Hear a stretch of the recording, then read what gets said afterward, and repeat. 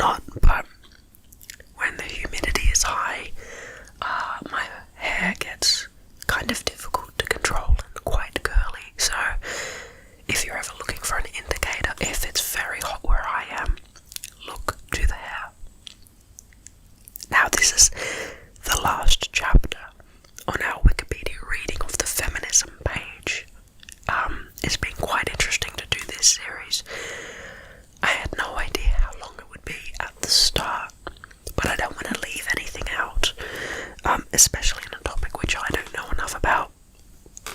So, that's neither here nor there.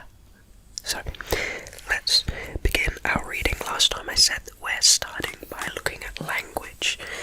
So just a little short precept here from, there's a little excerpt from Gender Neutral Language in English. If you want me to read that, Wikipedia, please leave it in the comments below. Okay, proponents of gender neutral language argue that the use of gender-specific language often implies male superiority or reflects an unequal state of society. An interesting argument. I wonder,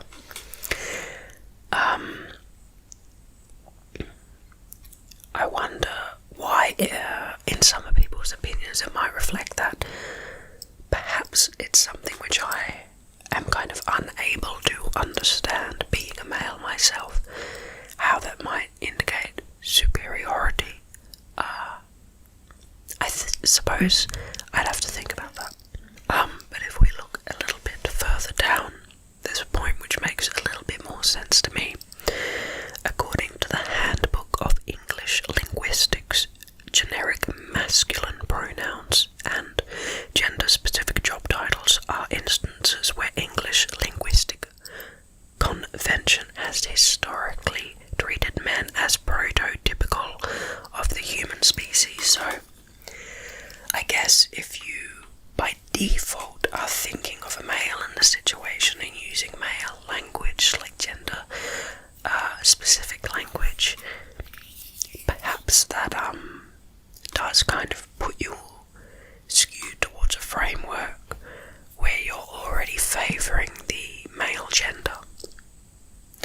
Merriam-Webster chose feminism as its 2017 Word of the Year, noting that the word of the year is a quantitative measure of interest in a particular word.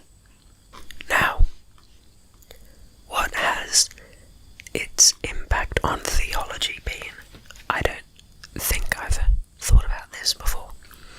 Feminist theology is a movement that reconsiders the traditions, practices, scriptures, and theologies of religions from a feminist perspective.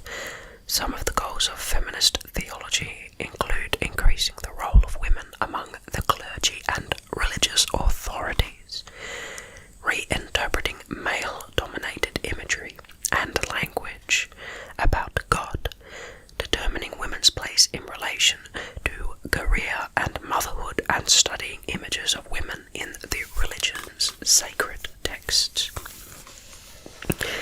Christian feminism is a branch of feminist theology which seeks to interpret and understand Christianity in light of the equality of women and men, and that this interpretation is necessary for a complete understanding of Christianity. Interesting point. While there is no standard set of beliefs among Christian feminists, most agree that God does not discriminate on the basis of sex, and are involved in issues such as the ordination of women, male dominance, and the balance of parenting in Christian marriage, claims of moral deficiency and inferiority of women compared to men, and the overall treatment of women in the church. Wow, I can't imagine people claiming moral deficiency and inferiority of women, but I suppose there must be people in society that argue that. When I think about these things, I think about my personal experience, and I think that biases what I think is going on. But then, I look and see America, and I'll see the political state of America, or Brazil, or countries in the Middle East, and then I remember, wow, there are people that are still genuinely sexist and genuinely racist, and it still does my head in. It still is a fact that's really hard for me to believe. And I wonder, is that your opinion too? Have you ever stopped to think about just almost how ridiculous it is that there are people that are sexist and racist that are still around, that it's not something we read about in history textbooks about some long forgotten ago time, but modern history, contemporary history, right now, there are people who believe incredibly outdated and horrible and horrific and violent things. It shows that there is a lot of work to be done, but you have quite a fulfilling task if you're up to it, to try and change those people's minds, those around you, to be more loving, more compassionate, more reasonable, and those across the world through your propaganda, your efforts to change people. So, I guess there's two variables. There's one, there's the sadness that it still exists, but two, you have a unique opportunity that may not always be present in history. In the future, perhaps people will long to be able to exist in such an important time where our values and goals are being set. So you have a unique opportunity, and we all do. That's a way of thinking that I often promote in myself, in that I am very fortunate to live in a time such as now where I can make an impact on society. Furthermore, let's keep going. Islamic feminists advocate women's rights, gender equality, and social justice grounded within an Islamic framework. Advocates seek to highlight the deeply rooted teachings of equality in the Quran and encourage a questioning of the patriarchal interpretation of Islamic teachings through the Quran. Hadiths, which are the sayings of Muhammad, which are kind of these extra books written by different people. They're quite controversial in that not all Islamic people believe all hadiths. The origins, the authenticity of each hadith, and even the Quran itself is questioned by different people among different times. E.g., there are people quite close to Muhammad in his actual family tree who said that, reporting to hadiths and even parts in the Quran, that no, Muhammad never thought this or believed this. So that's one of the areas I found quite interesting when researching Islam, is that there is a lot of contentious debate right now that you can be that you can be involved in and keep up to date with. So if that's your type of thing, feel free to go ahead and research. Furthermore, there is Sharia, which means law, towards the creation of a more equal and just society. Although rooted in Islam, the movement's pioneers have also utilized secular and Western feminist discourses and recognized the role of Islamic feminism as part of an integrated global feminist movement. Buddhist Feminism, interesting, I haven't heard of that, is a movement that seeks to improve the religious, legal and social status of women within Buddhism. It is an aspect of feminist theology which seeks to advance and understand the equality of men and women morally, socially, spiritually, and in leadership from a Buddhist perspective. The Buddhist feminist Rita Gross describes the Buddhist feminism as the radical practice of the co-humanity of women and men. Interesting, I wonder what stereotypes or ingrained beliefs Buddhism has that may be perhaps viewed as sexist.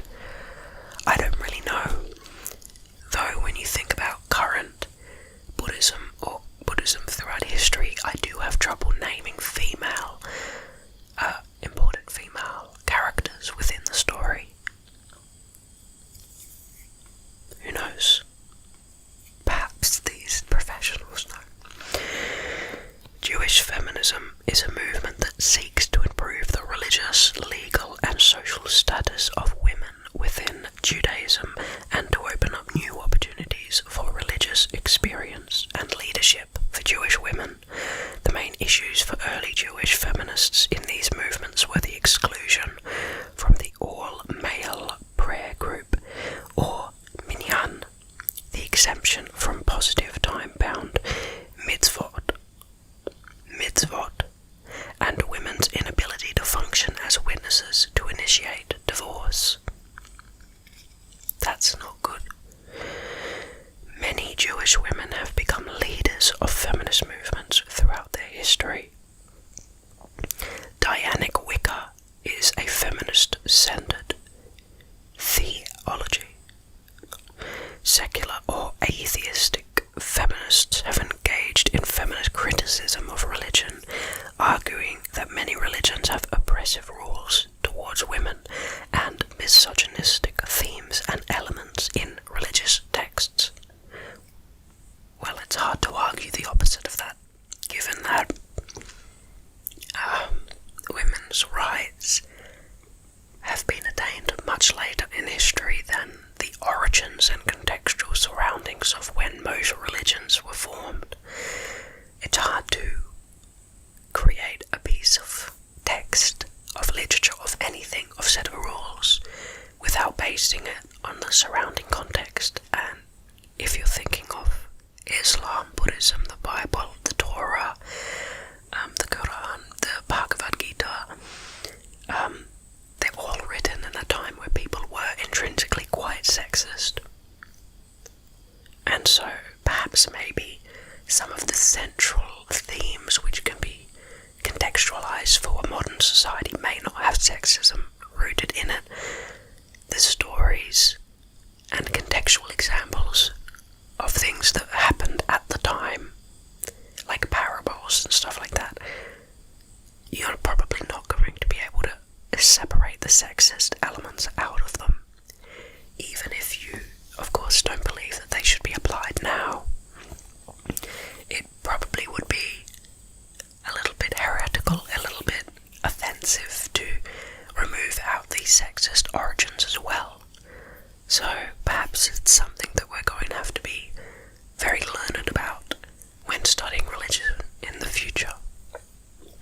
Now we move to patriarchy. Patriarchy is a social system in which society is organized around male authority figures. In this system, fathers have authority over women, children, and property. It implies the institutions of male rule and privilege, and is dependent on female subordination. Most forms of feminism characterize patriarchy as an unjust social system that is oppressive to women. Carol Bateman argues that the patriarchal distinction between masculinity and femininity is the political difference between freedom and subjection. In feminist theory, the concept of patriarchy often includes all the social mechanisms that reproduce and exert male dominance over women. Feminist theory typically characterizes patriarchy as a social construction which can be overcome by revealing and critically analyzing its manifestations. Some radical feminists have proposed that because patriarchy is too deeply rooted in society, separatism is the only viable solution. Other feminists have criticized these views as being anti-men. Now on to men and masculinity, an excerpt from the Men and Feminism Wikipedia page. Feminist theory has explored the social construction of masculinity and its implications for the goal of gender equality. The social construct of masculinity is seen by feminism as problematic because it associates males with aggression and competition, and reinforces patriarchal and unequal gender relations. Patriarchal cultures are criticized for limiting forms of masculinity available to men, and thus narrowing their life choices. Some feminists are engaged with men's issues and activism, such as bringing attention to male rape and spousal battery, and addressing negative social expectations for men. Male participation in feminism is generally encouraged by feminists and is seen as an important strategy for achieving full societal commitment to gender equality. Many male feminists and pro-feminists are active in both women's rights activism, feminist theory, and masculinity studies. However, some argue that while male engagement with feminism is necessary, it is problematic because of the ingrained social influences of patriarchy in gender relations. The consensus today in feminist and masculinity theories is that men and women should cooperate to achieve the larger goals of feminism. It has been proposed that, in large part, this can be achieved through considerations of women's agency. Now, reactions on feminism. This should be interesting, if not slightly controversial. Different groups of people have responded to feminism, and both men and women have been among its supporters and critics. Among American university students, for both men and women, support for feminist ideas is more common than self-identification as a feminist. The US media tends to portray feminism negatively, and feminists are less often associated with day-to-day work/leisure activities of regular women. However, as recent research has demonstrated, as people are exposed to self-identified feminists and to discussions relating to various forms of feminism, their own self-identification with feminism increases. Perhaps that's also more representative of how media works on a larger scale as well. Stereotypes, straw man arguments, and things which are easy to sensationalize and spread throughout the media aren't necessarily true representations of what is reality. And perhaps if you were to gain a more realistic perspective of what reality is really like, you may understand why people believe things or act in certain ways, and not think in as tribal of a mentality as seems to be normal for our society at the moment. So try to think deeply and carefully about people. If you're interested in that aspect and being better at loving people, I would look up unconditional positive regard. That's a theory that I studied when I did therapy, for occupational therapy, and I think it's awesome to study and look at. If you're interested on me reading about unconditional positive regard, leave it in the comments, because I definitely would be into reading that. Now, pro-feminism. Pro-feminism is the support of feminism without implying that the supporter is a member of the feminist movement. Possibly I would describe myself as a pro-feminist then, as at least the ideals that I've seen described in this Wikipedia seem to be things which make reasonable ethical sense to me, but I've not been actively involved in the movement, and I wouldn't want to say that I have been, because I don't fully understand everything yet, and I do understand that there is contentious debate about the way feminist practices behave ethically, and so maybe I'd like to say that the goals of creating a more equitable society for both genders are things which I agree on, but I don't know what the best way for me to argue that is in debate or rhetoric. Anyway, the term is most often used in reference to men who are actively supportive of feminism. The Activities of Pro-Feminist Men's groups include anti-violence works with boys and young men in schools, sexual harassment workshops in workplaces, running community education campaigns, and counselling male perpetrators of violence.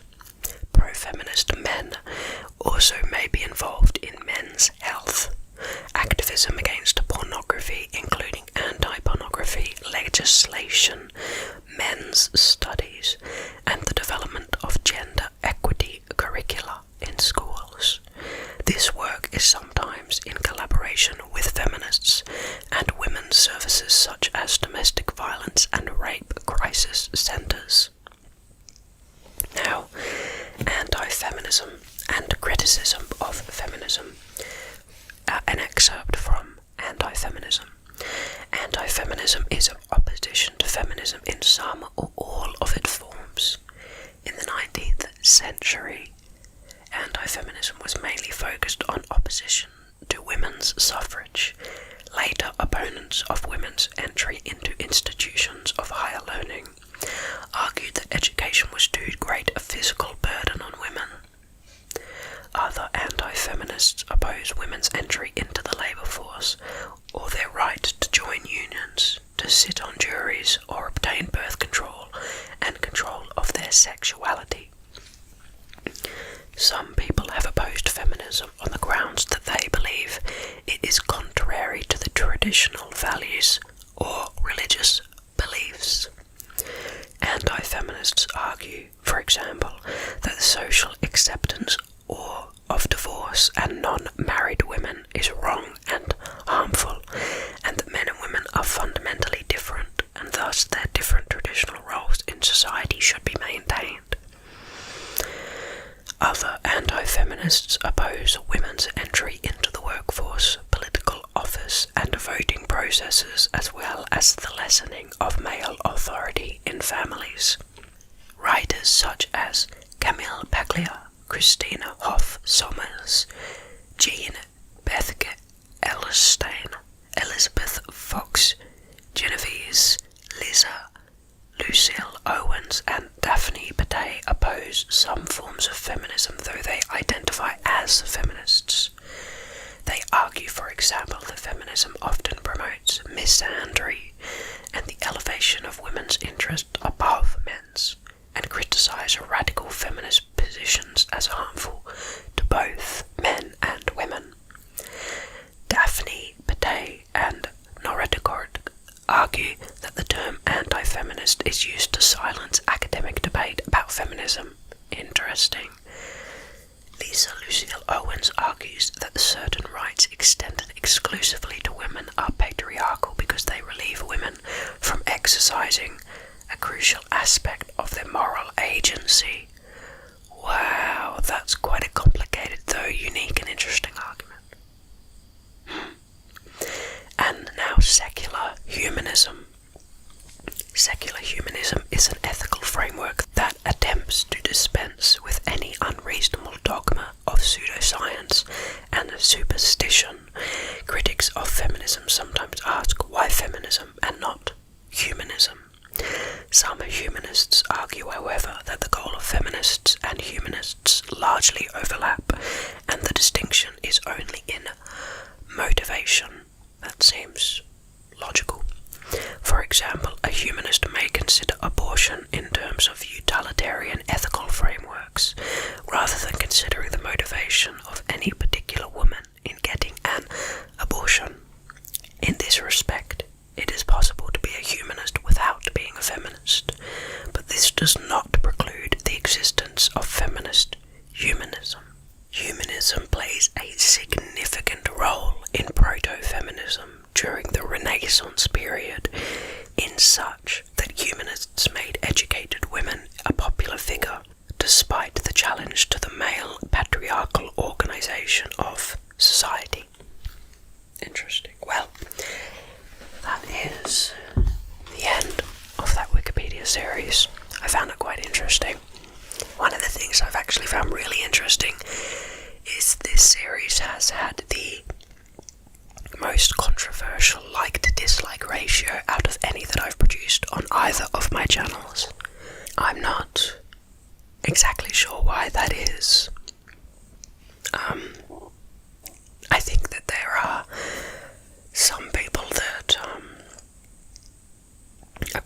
sensitive to this topic. It's funny because I don't know why it is, but people on either side of the political spectrum love boasting about how sensitive the other side is. You get right-wing people saying, sorry, I only care about facts and science, and the left wing, they're just snowflakes. But then you get left-wing ideologies that are largely more based on science, because of course the progression towards the most prevailable science is usually the opposite of what being conservative is, because that's conserving traditional roles and ideas and beliefs, not necessarily based on best evidence or practice. And of course you'll see all over the media that, of course, right-wing people are some of the most sensitive people in the world. When you look at anti-vax, Trump supporters, people that are anti-feminists, as soon as they hear about anything feminist, they'll go on this massive rant. And I find that quite interesting. Everyone's predisposed to a bit of groupthink. No matter who you are, you think the other side is base and animalistic and not thinking based on logic and reason, but thinking based on animalistic impulses, and that they're overly emotional, hypersensitive, and can't think rationally. Well, perhaps not only they are like that, but you are like that also. And perhaps everyone is like that. Or perhaps it's the normal human experience to have a wide range of emotions, and generalization may not be the wisest thing to do in any set of circumstances. Life and debate and thinking deeply in any topic are quite difficult in this regard, and it's easy to forget your humanity and think more of your tribe. I'm not exactly sure why tribal think and groupthink are so hardcore in society now, when it's not beneficial for our evolution, but perhaps it's a remnant, a rather pesky remnant from our evolutionary history, with competition from other humans and other hominid species even. Another thing that I'll talk about quickly is something interesting that I found, that I talked about both voodoo and I talked about Wicca, and the like ratios on those was super high. Both of those, of course, they've had positive impacts, but they've had some incredibly morally challenging negative impacts. The cult practices, human sacrifice, pedophilia, stuff like that, that are involved in both Wicca and voodoo, that have been involved in that throughout history, are rather intense. There are still practices of both voodoo and Wicca in Africa where children have to be saved from horrible, horrible circumstances, and yet talking about that on the channel is fine, even though it's more morally questionable. But talking about feminism, it's yet more controversial. Yet, on average, what it's trying to promote or do is clearly to everyone a more moral thing. Even if you talk to the more right-wing people, the questions of ethics of feminism versus a cult ritual is not comparable. The questions of ethics in feminism versus cult practices is not comparable. Is this feminist too extreme? They're changing the moral underpinning of our society, versus animal human sacrifice, stuff like that. It's not comparable. Everyone would agree on both sides of the political spectrum. One is worse than the other. cult practices are worse, though interesting to learn about. But feminism is yet more controversial to talk about. Interesting, isn't it? How things play out. Just talking about something can be a political movement. I think even if I were to talk about feminism on the channel without any sort of interpolations where I pause and talk in the middle or give my personal opinions, I think any of that would get a severe like to dislike ratio, because it's the existence of education and knowledge that seems to boil people's blood. We have a long way to go as a society, in all directions. But I hope you'll be back here with me to talk about another subject very soon. I want to be specific in saying that a subject being on my channel does not mean I support it, and it does not mean I don't support it. I may give critical comments or appraisals, but I want to talk about as many things as I can, because personally I believe the more educated you are, the more informed choices you can make. So I'll be talking about things which, possibly even by this standard, are way more controversial. So stick around and see, perhaps maybe even you will get offended. And maybe that would be a unique opportunity for learning. Anyway, thank you so much for joining me on this series. And I can't wait to see you very, very soon.